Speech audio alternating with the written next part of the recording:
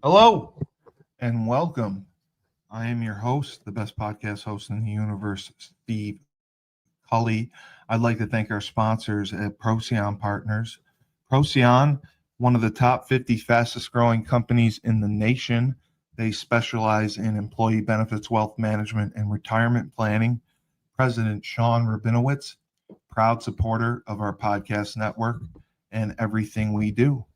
Green Street Trust International, owned and operated by Rennell Jump and Yukon legendary men's basketball player Jake Voskuhl. They specialize in tax plans for businesses large or small. They will save you money or get you a big fat return on your taxes. To schedule your free strategic tax planning session today, go to www.greenstreettrust.com. Pete Finch and the Finch Law Firm is located in Bridgeport, Connecticut.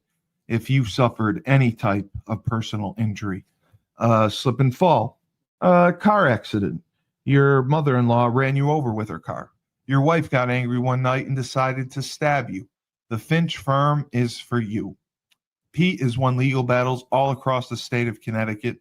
He will go to war to get every dollar you deserve in compensation. You just have to remember, in a pinch, call Finch or go to his website, thefinchfirm.com. Dynamic Human Performance is owned and operated by Yukon legendary running back Andre Dixon. He trains boys and girls of all ages, all sports. He has a boot camp program 7 days a week, 6 a.m. You want to get in shape, you go to Andre. He has an athletic development program where he trains boys and girls in the sport of their choice from the ground up, helps them reach their full potential, be the best they can possibly be. Andre has sent boys and girls to college on scholarship for all different types of sports. To work with the best, he has a 5,000 square foot state-of-the-art facility in Hartford, Connecticut. Go to www.dynamichumanperformance.com. All right, and here we are for the MMA Report. And with me, as always, all he does is train, teach class, train, beat that ass, and then he pounds it into the ground afterward. The CEO of Crown Sports and Entertainment, Tyler King. Tyler? Steven?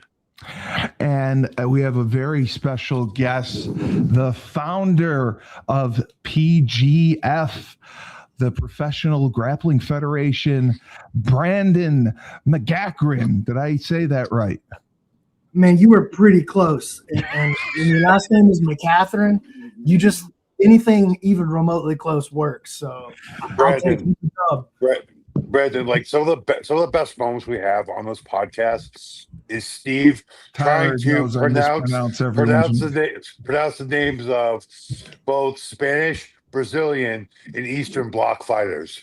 Listen, man, I had to go do commentary in Kazakhstan one time. And one team is from Dagestan, one team's from Kazakhstan, one team's Russian. I'm on the air reading these names for the first time. Total sympathy. Not a problem. Yeah, it's just it adds to the humor of it sometimes. Tyler, you have experience in grappling, and I know that you train your fighters as well for it. And Brandon actually wanted to hear a little bit about what you've done in your company. So if you want to share that to start, you can. Well, I started Crown Sports with a partner. It was originally just slayed for athlete representation. He came from the legal world. I obviously was in the fight world. I remember the first thing I explained to him, and I'm sure Jim can attest to this. We're not going to make a lot of money when we're starting out. Okay, it's fine. We're still have to pay fees. We're still have to pay for licensing, etc., so forth. Okay, fine. That lasted about 6 months, and he dropped out, giving me the entire company. And like I was actually gonna lead it. Obviously, we're going grappling today. We had a big weekend. Ozzy Martin had a big win in the boxing ring over the weekend. Good. Turned a very tidy profit. Like for one show, best number we've ever done. So it's a struggle getting getting it going. The other side of it is the coaching side. I run a personal training business. I run a sports rehabilitation business. I run obviously mixed martial arts, Brazilian Jiu Jitsu training as well. Right now, we have Ozzy. I had Luis Pena. We're a little ambiguous right now. On the grappling side, one of the things that really just intrigued me about PGF is the fact that we're going to actually really give some jiu-jitsu athletes a chance to make sustainable money. Um, Not from sponsorships, because the majority of their money does come from sponsorships. You win giant tournaments, you get paid. But like again, that's only at the adult level. At the black belt level, we have lots of youth athletes, lots of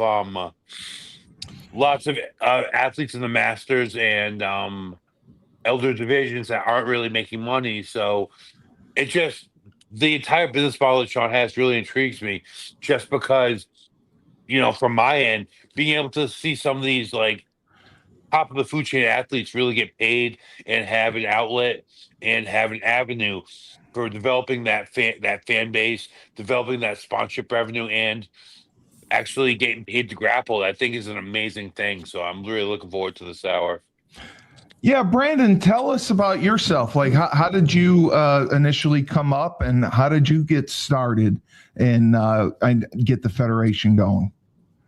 Well, I got started with jiu-jitsu when I was in my early to mid 20s. My wife and I actually started together at the same time. I was just getting fat. She sat me down on the couch and she's like, "This is not going to work for me. Listen, I started Yes. class." And I just got obsessed, dude. I got obsessed. I live in North Alabama, which Brandon, you have a good woman there, Brandon. brother, I know. 25 years in May. Oh, Oh, congratulations. God bless you. That's awesome. Yes, very. I don't know why she continues, but I'm very happy that she does. So, And was she instrumental in you starting the federation as well? well, so we've been training partners since day one, right? She's a second degree black belt now. I'm a third degree black belt under Eddie Bravo. And Well, you're 10th planet. yes, sir. Yes, sir. That's amazing. And then, Wow. You only have like 100 black belts, right? I don't know how many there are now. There's got to be more than 100 now. There's not that many 10th planet black belts though. Yeah, not in the big scheme of things for sure. It's definitely like a little harder to bust through that system. But yeah, I got my black belt in the gi also under Carlos Machado. So Of course, that's very standard for 10 planet people, the Machado Association, doing their gi work there. Yeah.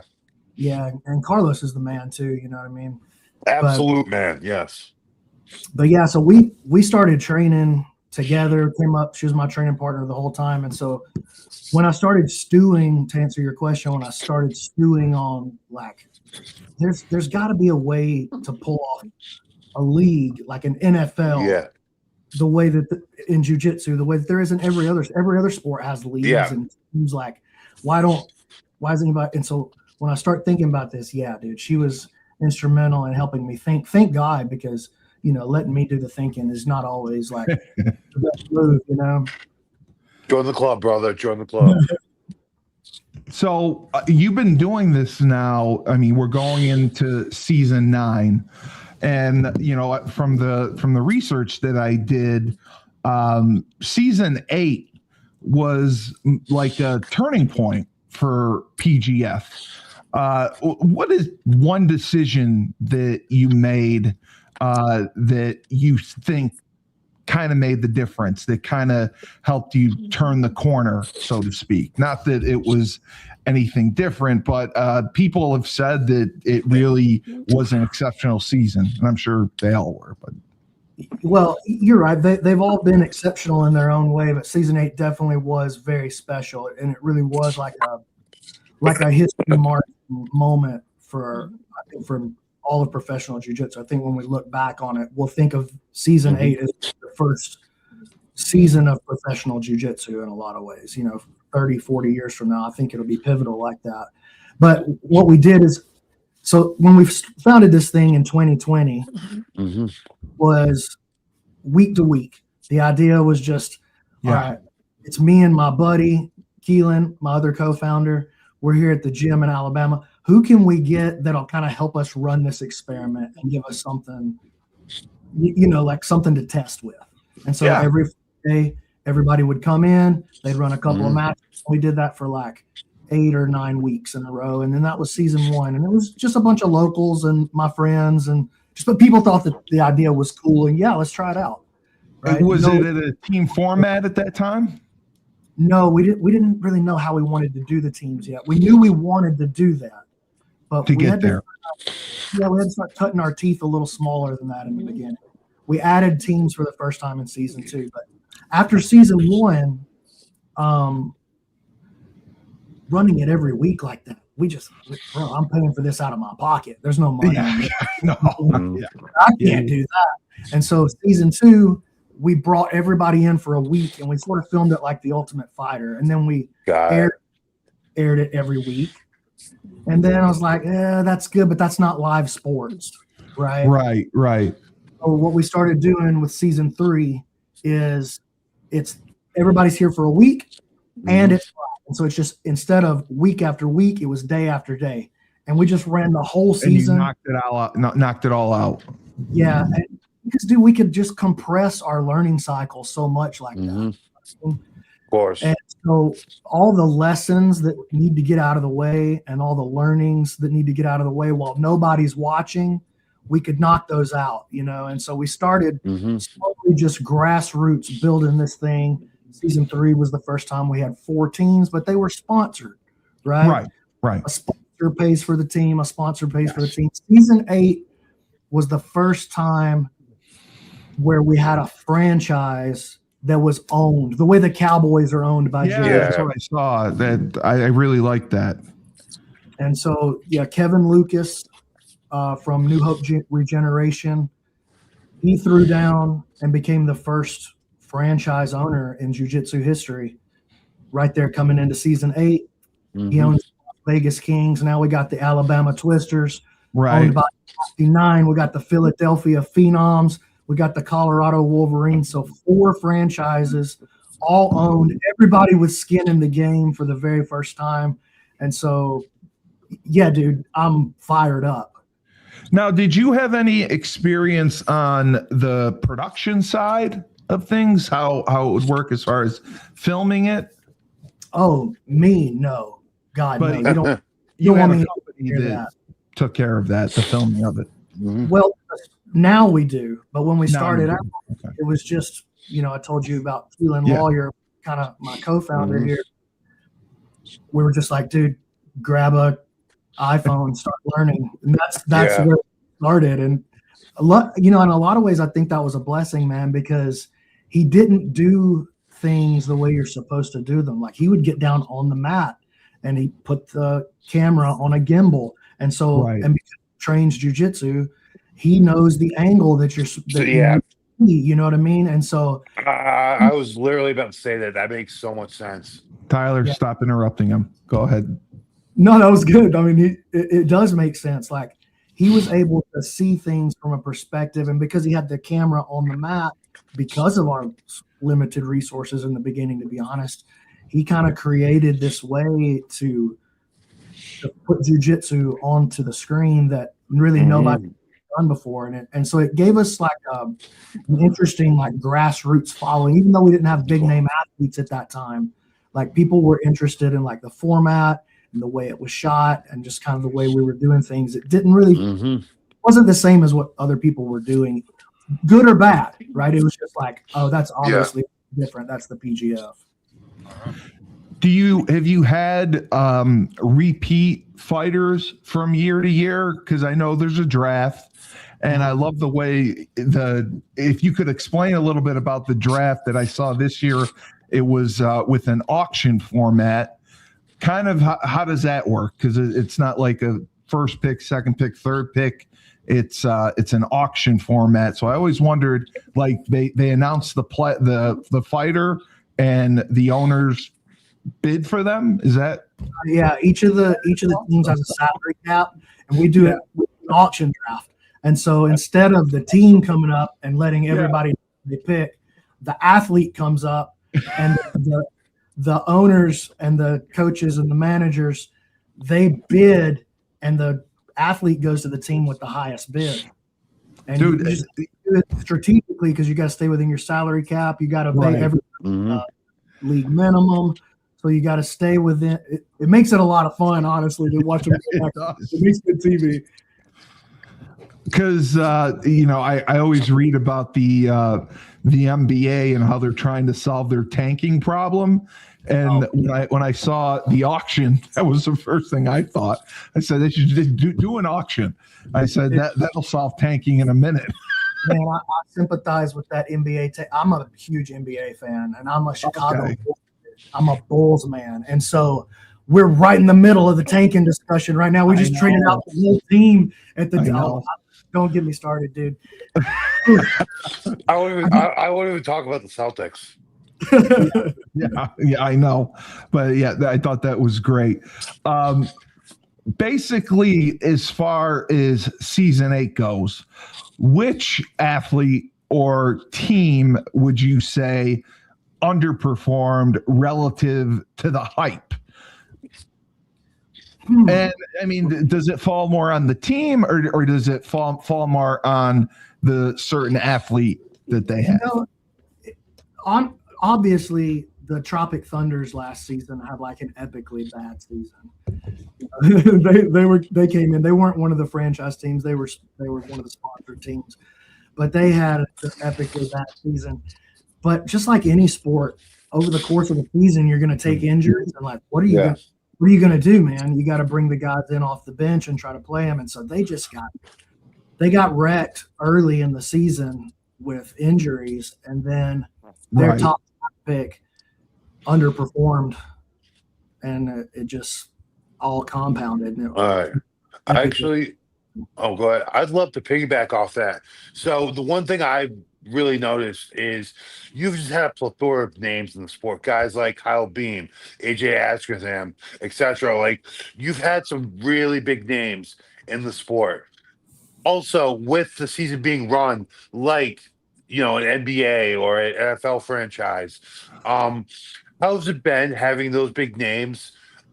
Would you say it was a mutual thing with the rub you get from the athlete would give the league the rub, and being in the league would give the athlete the rub, so to speak? And dealing with a salary cap and actually paying athletes, what kind of difficulties did that present in the format of jiu-jitsu, which markedly is very different from the 4 or 5 major pro sports when you're running a franchise in this fashion? Well, there's 7 fighters per team too, I believe. Yes, 7 athletes per team. Everybody's getting paid a portion of the pie, so it doesn't all go to the top guy. The question about the athletes like Agazarm, Canuto, BJ Barch, some of the guys. Kyle Beam, that are like at the top of the sport that have come through. Man, it's been a super blessing having those guys around, to be honest with you. Done a lot, and I think that the PGF was really good for them too, because they're getting exposed multiple times. They're getting exposed for a whole season rather than just coming in, hitting a tournament in one weekend, hoping that they're the guy who gets paid. Because at a regular jiu-jitsu tournament, even if it's a money tournament, one guy's going home happy and 15 dudes are going home sad. Exactly. Paid to get there, and they're going home empty-handed. Just the top guy takes the money, Oh, okay. You're right. That's right. We're trying to build it in a way that it's sustainable. What I'm saying? We got to build this in a way that it's like the whole ecosystem, industry, infrastructure. It's never existed in jiu-jitsu, and so a lot of this for us has really been just building the industry, building the infrastructure, so that everybody can get to a place where they can at least make a living, and not just the athletes, but you got to think about staff. You got to think about the production team. There, Mm-hmm. guys who decide they want to run a podcast talking about the PGF have got to get enough eyeballs on it to make money. Like, it's a whole ecosystem where the money circulates and like everybody gets paid. And so setting that up from scratch, there's no playbook to do that. So it's been, Fair. it's been wild. But, talking about those guys that come in to the league that already have a big name, everybody's always expecting those guys to be, this is going to be a dunk. PGF's got some guys you haven't heard of before, some up-and-comers, some young guys. These guys are going to come in and dunk on everybody, but it's never worked out that way before. It's just a different beast. Being good for one night, being good for one weekend is a completely different thing than being a professional for an entire season. And that's what has been exposed with the PGF, I think, as far as like what kind of athlete. Like, it's just a different ask of the athlete. Like you also, like, I'm piggybacking off that. Athletes need to learn how to train differently. When you're training for a super fight or a tournament, you're building, peaking. Then you have the tournament. Then you're off for however many weeks, eating like a jerk and barely training. Where as this, I liken it back to my NFL days, my college football days. So Steve can relate. You have that training camp. You have to kind of get yourself into that tip top for the beginning, and then it's just peaks and valleys the entire time. Keeping your body in shape, learning how to practice the right way. Much like football and jiu-jitsu, you have to game plan different ways for different opponents. So I actually also really like how guys would have advanced notes of their opponents as opposed to tournaments when you find out day of, and being able to like set up game plans. I'm sure you saw some amazing sequences, amazing submissions, just based on the guys being able to game plan for specific opponents. Yeah, it makes a huge difference knowing who's coming up the next week What for team you. you're facing, right? And like you have to learn to be a professional to be in a season in a league. Like in a weekend tournament, maybe you go out there and you get caught in an arm lock and your arm is stretched all the way out, and you decide, look, I just got to push through this one match, and maybe I just got one more, and it's just tonight. Yep. You're willing to take the pop to get the dub, and you get the dub, and you go home. And look, your arm's not broken, but it doesn't work right for the next 3 weeks. Exactly. In the PGF, you got to play 3 times again next week. You can't do stuff like that. That's not how a professional operates. That's the way a weekend warrior operates. Exactly. And we're trying to take this thing to the pro level, and so a lot of that's been a learning curve, not just for us, but for the athletes as well. Now, is there like certain weight limits like there are in MMA? Oh yeah. Oh, there are. Okay. Oh yeah. So the fights, there's 7 fighters. Are they all pretty much in different weight classes? No, they're all in the same weight class. Oh, so they are. Yeah, we do 1 weight class per season right now. Oh wow. Okay. So this coming up, everybody's 175. Yeah. Makes sense. Yeah. Okay. What athlete would you say overperformed and did exceptionally well, and would you say was possibly the MVP of each team? And then which athlete would you say would you call the MVP of the entire PGF? Well, last season, Jet Thompson was the #1 draft pick, and he kind of started off slow, comes out, he ends up winning the entire thing, right? So obviously you got to be like, way to go, Jet. And then he was one of the athletes. He's playing for the Kings again this season, so he's back in this season. Last season, I think about Rafael Fajeda out of Salt Lake City. He played for Alabama Twisters last season. And he's not back this season because the weight class is up. He's a little too small for this weight class. But I really think that nobody really knew his name before last season. But, man, he's popped off and really made a name for himself on the scene. Landon Elmore is another guy. He was on the championship team last season with Dollimer. And he was just phenomenal. He came in, he was like, I think he was 19 years old when the season started. And he's just wiping everybody out so fast on the legs. I think he had more under 1 minute finishes than anybody in the league last year.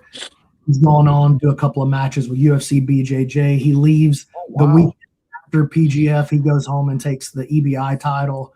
So he's been on a tear for sure. Those are Derek Rayfield, a guy who came in off the bench last season and made it all the way to the finals. He's back this season playing for the Philadelphia Phenoms. So yeah, I think there's a lot of fun talent. And the way that the PGF format is set up is the fastest, most exciting rule set in jiu-jitsu. And so even if it's a couple of athletes that you might not have heard of before, the format is set up to where there is just absolutely no stalling. We put them on a 20-second shot clock. Most of the things sick about it's like, oh, jiu-jitsu's boring. Eliminate that. We got to make it cool enough for mothers-in-law and grandmas to watch. So we put them on a second shot clock. If you're not moving, you're out of there. Brandon, so like piggybacking off that, what exactly is the rule set for most matches? And is there any modifications to the rule in championship matches? Yeah, great question. So the regular season, the rules work like this. 6-minute match, no points whatsoever. So there's no points for a takedown. There's no points for a mount or a guard pass or a back take or whatever. The only way to score in the PGF is to finish your opponent. Submission only. Now, because there's 15 matches, this athlete's going to get 15 matches over the course of the season. How you finish is how you score points to make the playoffs. So if you finish the opponent with some sort of joint lock, an arm lock, a wrist lock, a heel hook, a straight ankle lock, that gets you 3 points towards the playoff. We call that a break. A break is worth 3 points. Okay. But any attack at the neck, a choke, Right, is 6 points. We call that a kill. That's worth twice as much. So how you finish the guy matters. And then any submission that you land in under a minute, we give you an extra point. So you could score 3, 4, 6, 7, depending on how quickly you score. And if it goes to a draw, both athletes get 0 points towards the playoff. Oh, now okay. are there rounds for each fight? 6 minutes. 6 minutes, that's it. You're in and out. Yep. Wow. So that's really fast. So when you have team versus team, it's those fights, and you either finish or you draw, and that's how you determine which team wins. That's right. And then the team with the most points is the one that are the ones that go to the playoffs or championships. So there's a team championship and there's an individual. Oh, there's both. Okay. So the team that accumulates most points at the end of the regular season becomes the team champion. Right. But the top 8 individuals from the season, regardless of what team they're on, go to the playoffs. And then we have a one-night 8-man bracket to determine the winner. All right. Wow. That's great format. Yeah, it's very interesting. How do you balance matching, the jiu-jitsu and grappling aspect with, you obviously have to mix in some entertainment aspect with it, as far as maybe having your fighters be a little bit more flamboyant. I mean, that helps to draw crowds, that helps to draw higher viewership, but I know there's a fine line between it. Yeah, for sure. Well, you know what, man? Luckily, this show isn't just run by this old redneck right here. If it was, we would probably still be laid up in Decatur, Alabama in a warehouse trying to do this. One of our partners is Zoltan Bathory. He's the guitar player for Five Finger Death Punch, founding member of Five Finger Death Punch. And so he and Heather Gracie, the queen of the Gracie family. Wow. Both are owners of the league as well. So after season 5, Zoltan and Heather come in, and they've been just a huge boost in helping me to think about it from an entertainment perspective. Obviously, Zoltan, he's had like 13 consecutive number 1s on the rock chart right now. Yeah. Like, you know what I mean? And so he's built a career. He's got Arena Rock, international rock band, like 10 times platinum. He understands the entertainment business. Yes.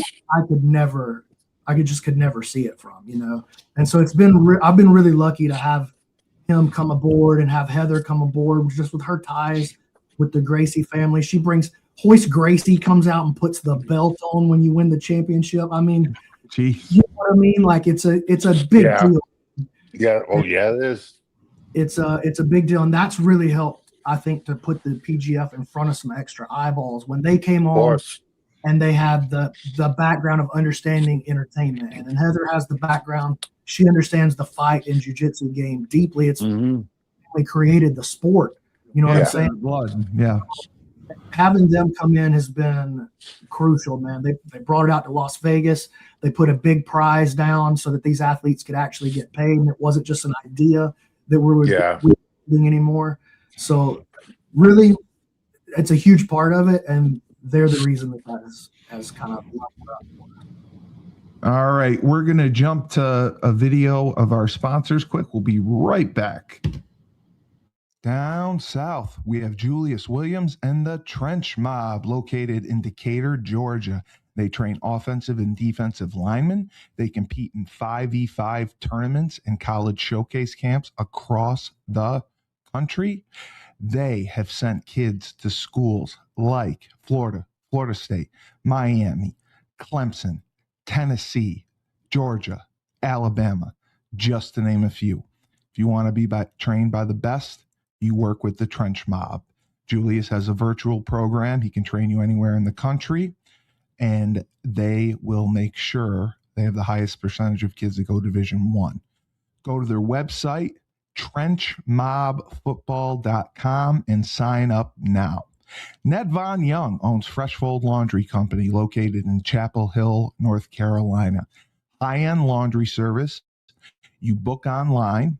You put your laundry out in a clear plastic bag. They pick it up, wash, dry, fold it for you in 48 hours. They have an expedited service that can do it faster.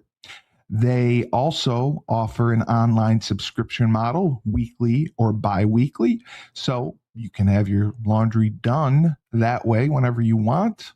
They have deals for college students as well. So make sure to check out their website. It is my-freshfoldlaundry.com.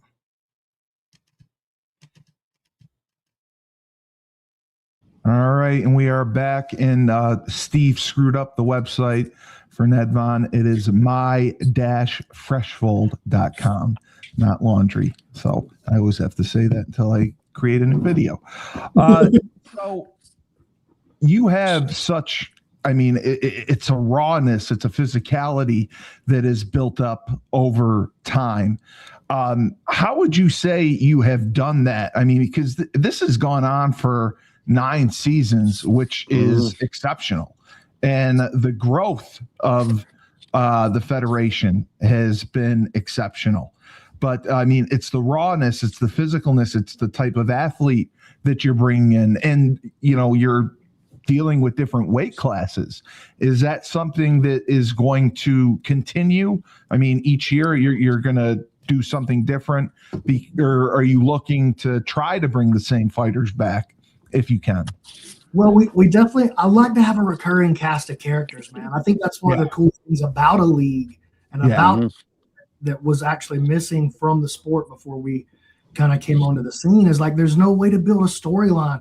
Like we were talking about the Bulls a second ago with the NBA. Like, yo, I've been a Bulls fan since I'm 7 years old. You know what I mean? Yeah. I've seen the good and I've seen the bad. And we're right in the middle of the bad right now, dog.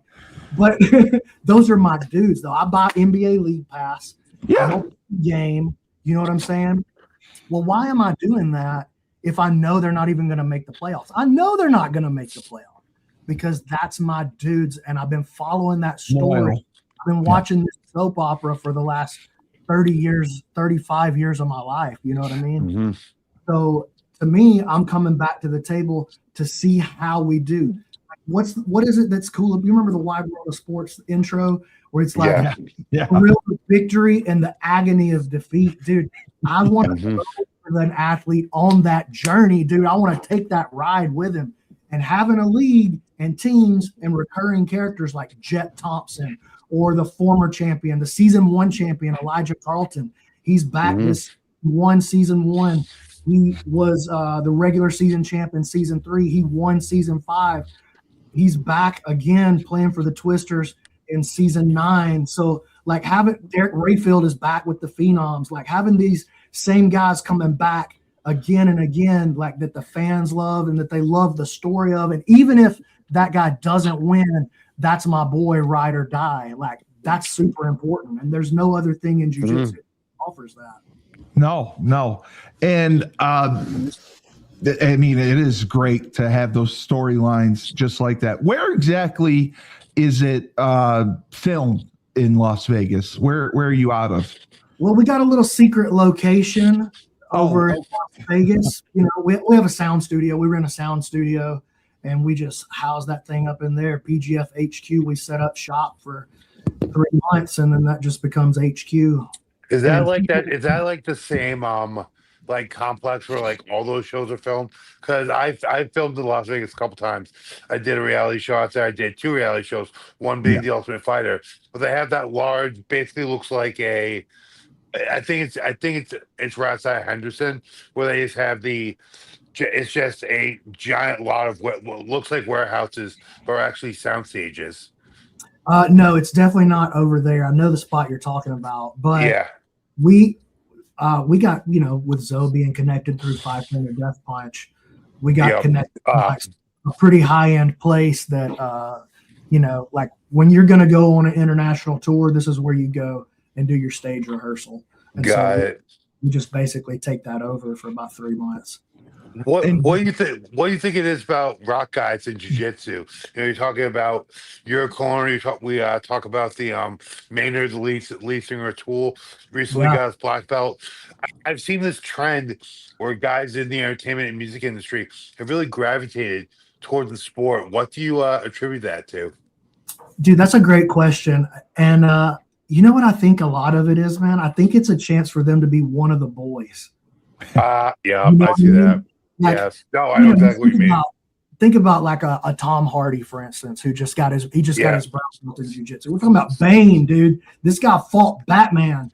You know what I mean? Anywhere he can't go to Walmart, he can't go anywhere without getting, you know, harassed, I'm sure. But when he goes out onto the jiu-jitsu mats, he's just another one of the boys, and it doesn't matter that he fought Batman. He's got to fight me for the next 6 minutes. You know what I mean? Yeah. I think a lot of these guys crave that, and jiu-jitsu is like only things that really is truly like who you are off the mat. Almost doesn't matter in the moment. Like obviously, we don't want a very true meritocracy.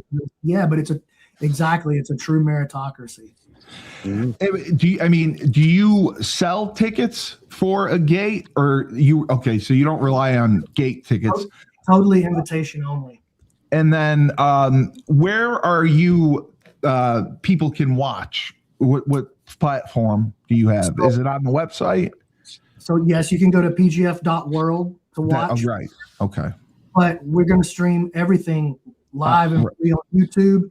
And we just got a deal with Kick that we're going to be doing some. You're going to be doing stuff with Kick. Yeah. That's great. Kick is really grown in popularity. Are there any? We want it to be free. We want it to be free for people to watch. Like, how can I throw it behind a wall and expect it to grow? That's right. Like stepping over $100 to grab $1. You know what I mean? That doesn't make sense. I love that analogy. Yeah. Are there any tweaks that are coming with the rules specifically for this season? No, not with the rules. The rules of the game are pretty set. I feel like we got that dialed in. I would say season 7 was the first time I was like, oh, okay, maybe we need a couple of tweaks here, but these rules work. And so season 8 dialed it in tighter. Season 9 is just going to be us doing a better job of the existing rules. But the format and the structure, as we continue to grow, like we're expanding. We're doing a 4-team expansion coming up for next season. We'll be we're growing fast, dude. I want to be I'm trying to build the NFL. Can't have the NFL with 4 teams. You know what I mean? Dude, that's the ultimate goal. We're gonna pop 32 of these teams into different cities across the country, maybe across the world, and we're gonna have true real All right. league. I have a two-part question. One, where will you be expanding to? And with that, is Boston your plans? He can't tell you Listen, I hope it's in the plan. You know, really, All right. honestly, it's up to the people in the. You know what I'm saying? Like, Yeah. like the Vegas team is owned by Kevin Lucas, but Yeah. the Philadelphia team is owned by an individual, Lauren Barone. But the Alabama team is owned by 9 guys who are like, we want to try to Who pull this. pitched in on it, right? We're going to try. So they put together an ownership group. Ownership It just, group. you know, like the Green Bay Packers is owned by the city. By the That's city, yeah. fans of the Okay. team. My second question. Now, you're really dialed in with this team format. Have you entertained the possibility of adding super fights with big names in the sport, like maybe throwing, like doing like a Gordon Ryan versus Gal Bowery match, like if that was something that was feasible, as like a part of like your championship extravaganza, etc. The way they NFL does the Super Bowl and adds like a great halftime show. Here's what we generally do on the finale is we use that as an opportunity to put on event matches for the ladies divisions. And so the ladies title fights at the playoffs. So we had a full ladies season at season 4 alongside the guys. But in the end, every season right there at the playoff, we do like this season, our 105-pound champion, Maka Vickers, is returning. She's going to be defending her title against Nora Naomi Schultz. And our 125-pound champion is Nakia Jackson. She's the 4-time champion. She's coming back to defend her belt as well. And so, you know, like I was telling you that I started jiu-jitsu with my wife, right? So she's my training partner. My daughter's 17 years old. She's a purple belt. So I got 2 women in my house that are better at jiu-jitsu. And so my 2 favorite jiu-jitsu athletes are both women. So doing something, take that opportunity at the end of the season to at least try to get some title fights out here for the ladies divisions is really important. And so that's how I choose to handle those final events rather than trying to bring in big names. Yeah. You know, All right. You're building names. I mean, and it's hard to it's hard to split the money out equitably amongst the rest of the athletes if I'm throwing it all at the biggest name. Like, let's just put together the best product and let's get the best rule set and the most fun to watch athletes, and let's pay these guys what they're worth instead of just pitching another X number of dollars at the guys winning all the tournaments. You know what I'm saying? And very, very forward thinking. You're the founder, you're the commissioner, but it's a lot to juggle. I mean, do you see yourself as a promoter? I mean, a rule maker or a guardian of jiu-jitsu, and which causes you maybe the most internal conflict, having to have all those responsibilities?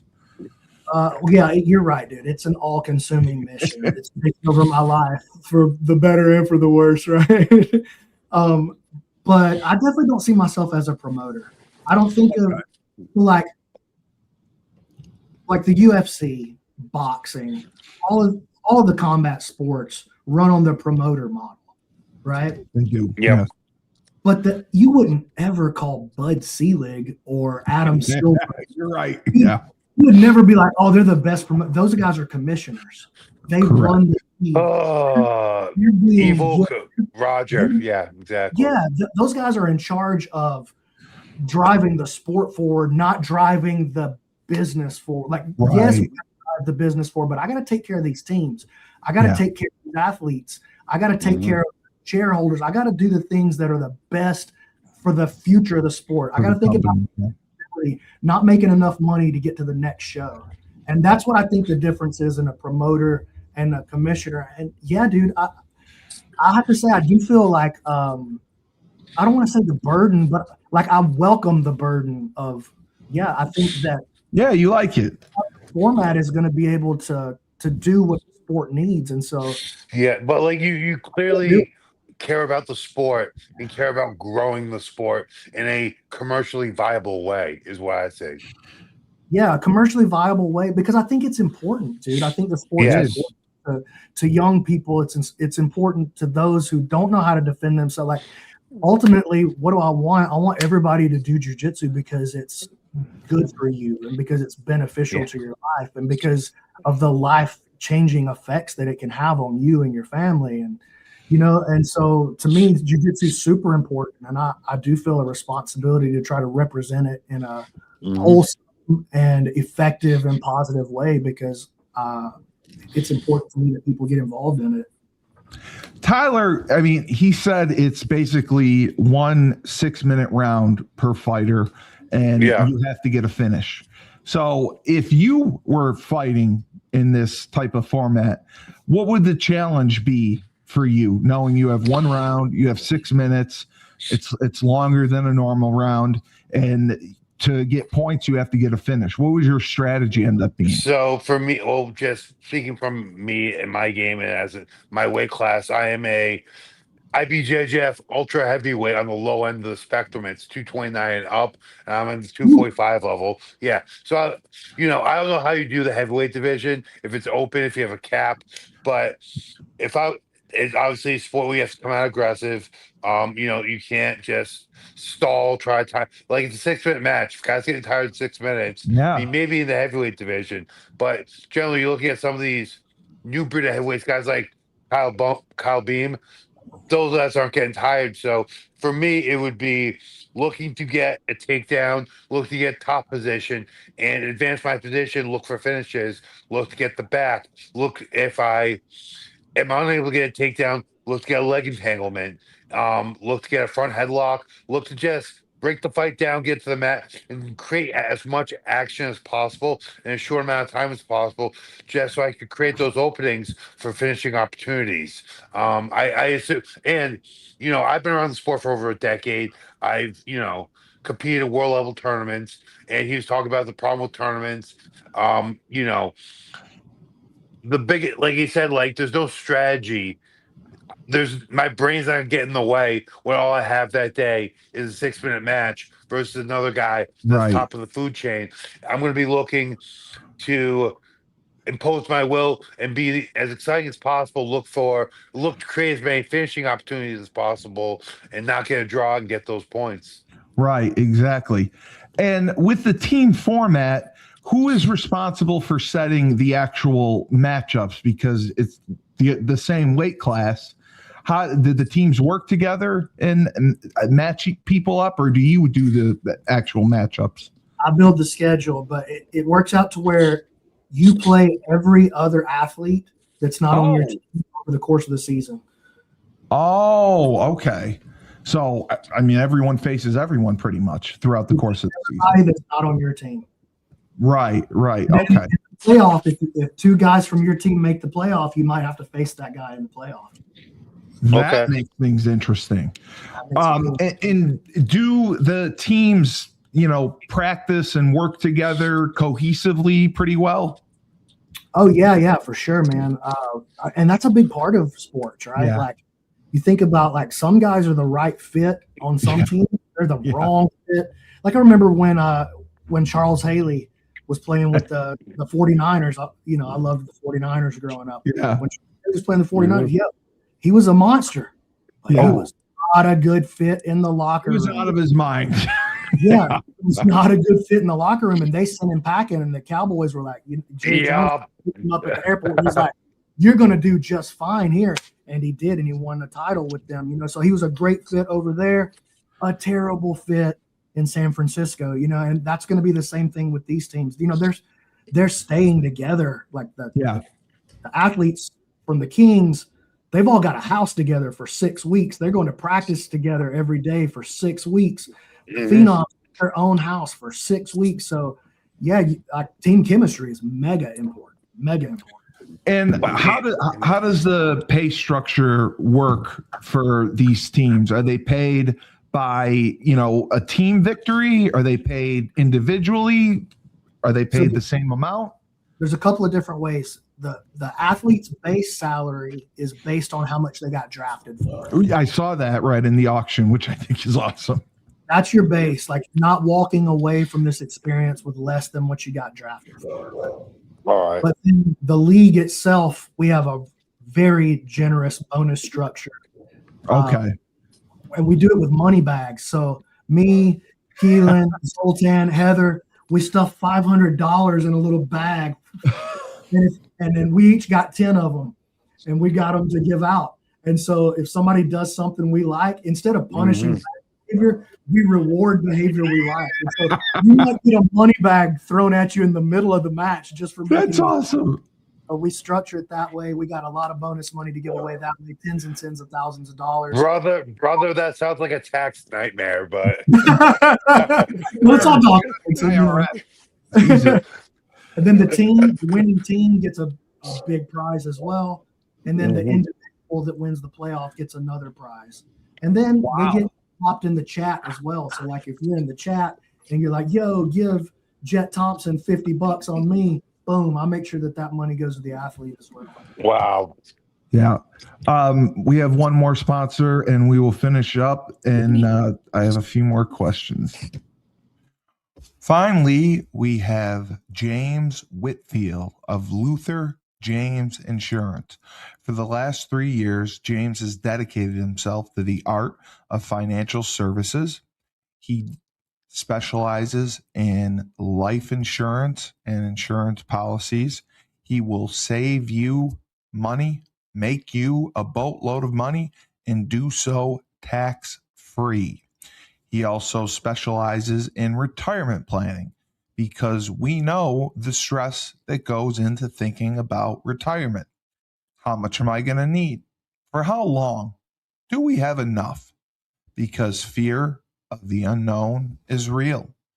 To contact James, go to www.lutherjamesinsurance.com.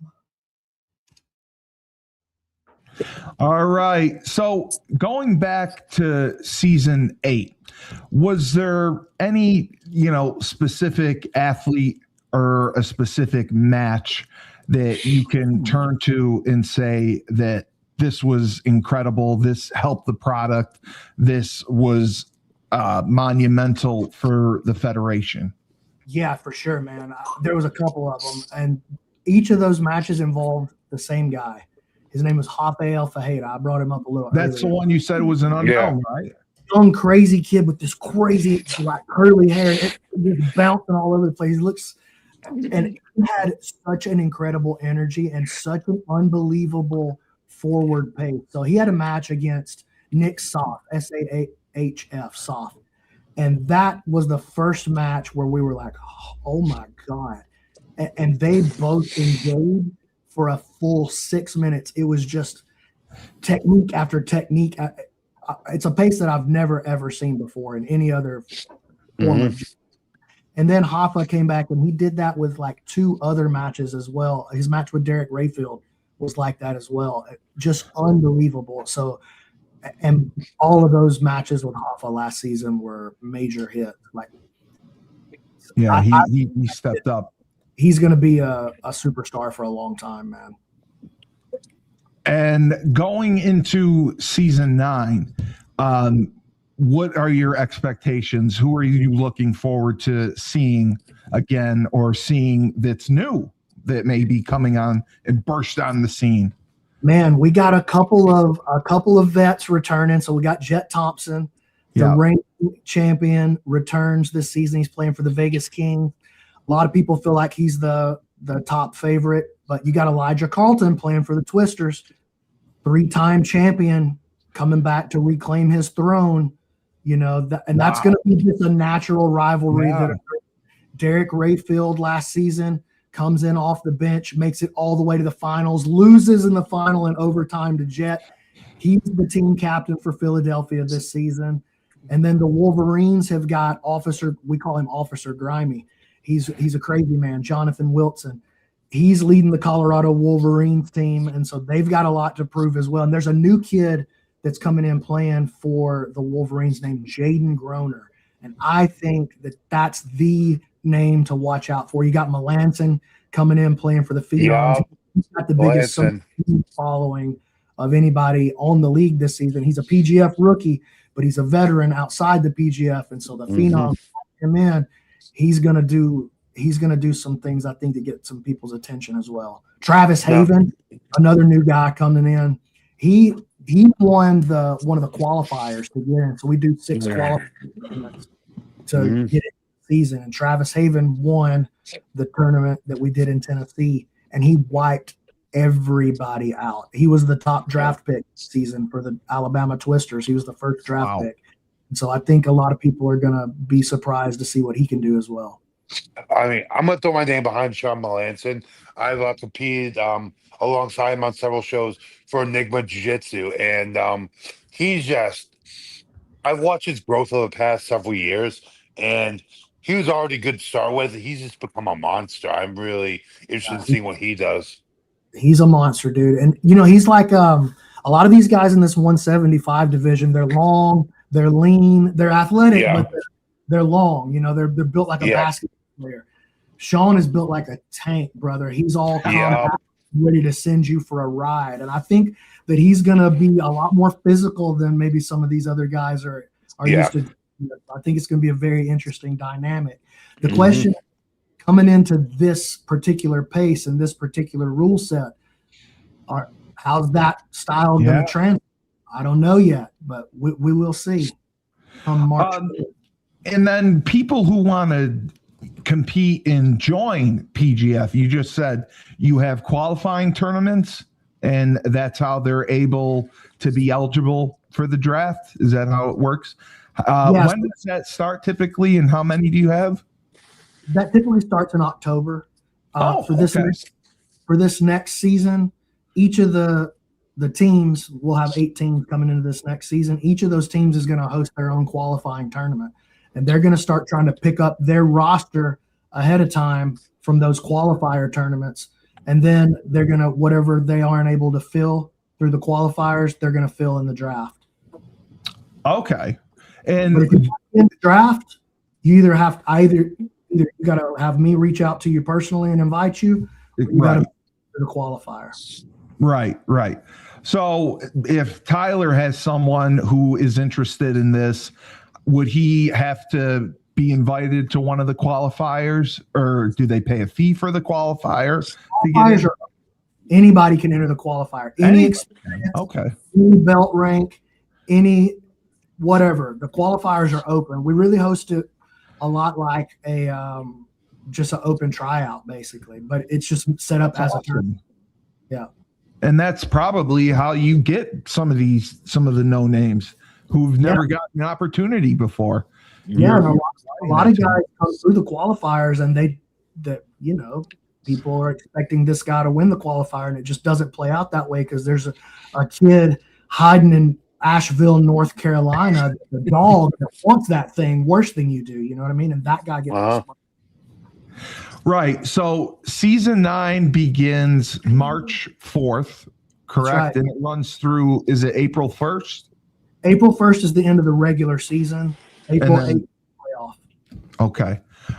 So Tyler, I mean, this is great. I mean, we can definitely cover this and watch it. It's right on YouTube, and it's going to be on Kick. We have both.